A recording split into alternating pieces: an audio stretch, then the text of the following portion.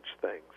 But my methodology has been to also try to locate when I've looked into this evidence for extreme human antiquity, I've mentioned that I not only just look at the reports, I go into the museums, I go into the collections, I try to make sure that the artifacts or bones actually do exist, even though they may not be shown to the public.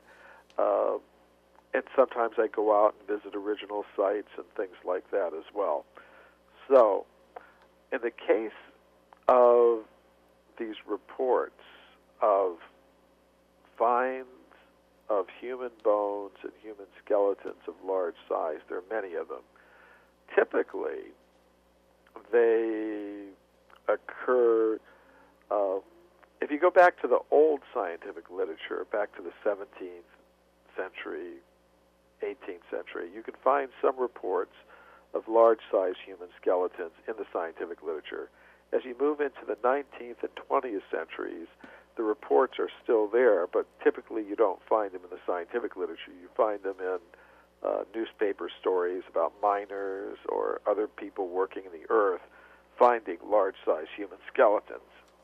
So I've always been curious about this. I do believe that large-sized humans did exist in the past, and it's even part of standard science that before 5,000 or 10,000 years ago, most plants and animals were bigger than they are today. For example, I live in California. In the Sierra Nevada mountains, you've got the California redwood trees, some of which are over 5,000 years old, and they're the largest living things on Earth. They're kind of holdovers, from those previous ages. So I've never, but despite the fact there are all these reports that human skeletons of large size have been found, I've never been actually able myself to see them myself anywhere. Now, if I could see them anywhere, then that might give some credibility to all the reports. Once, I was invited by a gentleman to come and speak in New Zealand. He was a businessman there, and he liked my books, and he said, well, I can arrange for you to give some lectures and talk on the radio and television in New Zealand. So I went. And when I got there, I landed at the airport in Auckland, New Zealand. This gentleman met me at the airport, and he told me that tomorrow morning we're going to see something very interesting. He told me a friend of mine since childhood is one of the directors of the Museum of Natural History there, and he's going to show us a skeleton of a human being 10 feet high from a Pacific island. Now I thought, okay, this is very interesting. Finally, I'm going to see one of these large-size human skeletons. Because, there are a lot of people 7 feet tall that exist in the world today. Yeah. There's 1 or 2 that are 8 feet tall. Nobody, 9 or 10 feet tall is walking around today. I think I've seen one report of some person who's 9 feet tall, but 10 feet tall is nothing. So I thought, finally, okay, we're going to see something. So we went to the museum the next morning, and the gentleman met us, and he began taking us around the museum from place to place. We went to the dinosaur exhibit, to this exhibit, to that exhibit. Finally, we asked him, well, what about the large-sized human skeleton? He said, I'm sorry, we can't see it. So I had to think, well, what happened in 24 hours that he had told his friend from childhood that he was going to show us this skeleton? And then when we went there, we couldn't see it. I think, well, what happened? And these were 2 pretty prominently placed people in New Zealand, both gentlemen, highly educated, very cultured, known each other since childhood. It's a small country. The only thing I could think of, and I'm not sure, I really don't know the reason. The only thing I could think of was that perhaps he talked to somebody else, maybe one of his superiors in the museum before we arrived, and he was told, don't show it. Right. So I do believe that, yes, in the past, humans were of larger size. This is mentioned in the ancient Sanskrit writings. It's mentioned in the Bible. Right. It's mentioned in a lot of different wisdom traditions. Is there any theory of why we're shrinking, or in general, everything's shrinking? Yes, and in the ancient Sanskrit writings, it's described how time goes through cycles. You know, things start out in a golden age when everything is very spiritual, and then things start progressively getting worse. And then there's in the cycle of 4 ages, it's sort of like spring, summer, fall, winter. You know, and then the cycle starts all over again.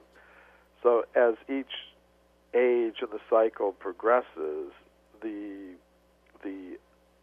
action of matter becomes progressively less. Just like if you have a battery, you know, it starts out with lots of energy, and then gradually you start losing the energy. So apparently something like that goes on in this cycle of ages, so that when you enter the last age in the cycle of four ages, which we're in now, it's called the Kali Yuga. You know, according to the ancient Sanskrit writings, it's predicted that when the 4th age starts, the human beings and other living things are going to be progressively getting smaller. And the reason is that as the ages go on, you know, the productive power, the productive power of the different energies that are available on Earth become less. Okay. At least that's one possible reason. Yeah. Since I kind of hit you with a couple of... And also the ages of people. It's also described in the ancient Sanskrit writings that the span of life decreases too. In the previous age, the lifespan was 1,000 years. Now it's about 100.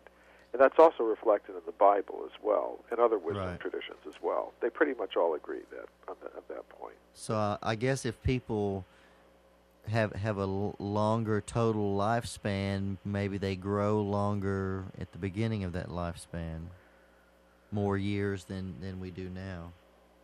That's a possibility. I'm not sure about that. It's something I'd have to look into. But okay, I'm gonna read one of the more positive quotes, since I hit you with a couple of really hardcore ones, although you handle them beautifully. Michael Cremo and Richard Thompson are to be congratulated on spending 8 years producing the only definitive, precise, exhaustive, and complete record of practically all the fossil finds of man, regardless of whether they fit the established scientific theories or not. To say that the research is painstaking is a wild understatement. No other book of this magnitude and caliber exists. It should be compulsory reading for every first-year biology, archaeology, and anthropology student, and many others. 2. John Davidson in the International Journal of Alternative and Complementary Medicine from August 1994. Well, but we can't go without saying that Richard Leakey said the book is pure humbug. Nobody would take it seriously but a fool. So, which is about what I would expect from him. He was a very prominent archaeologist. So you get a lot of different reactions to the book, which I think reflects the reality that the scientific world is not monolithic. I think you've got one group, which I would call the fundamentalist materialists, who are very much opposed to what I say. They don't want to hear it. They don't want anybody else to hear it. They're a minority in the scientific world, but they're a very influential minority. But then within the world of science, you have a more open-minded group who may not agree with me, with my conclusions, but they think I've got some interesting things to say, and they're willing to listen. And these are the scientists who have been inviting me to speak at some of the leading scientific institutions in the world, who have been accepting papers that I've proposed for presentation at major international scientific conferences, and who invite me to universities. There was one geologist who invited me to speak at the geology department in a major university here in the United States. I don't have his permission to mention his name, so I'm not going to mention it directly. But I asked him, well, why did you invite me to come and speak to the geology department at your university? And he's a full professor of geology. And he said, well, I